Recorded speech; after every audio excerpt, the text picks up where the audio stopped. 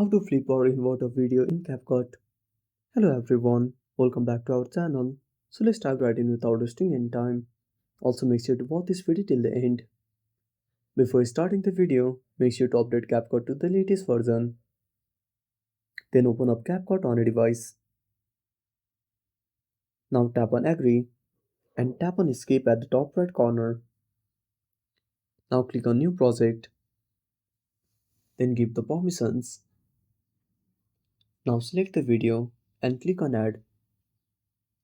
Now wait for some time.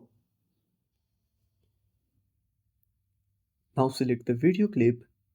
Now at the bottom menu, simply scroll to the right. Now find transform.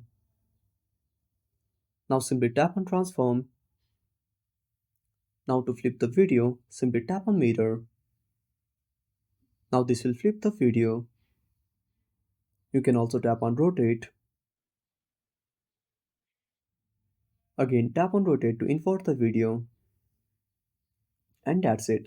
Thanks for watching. Make sure to subscribe our channel and hit the bell icon. See you in the next video.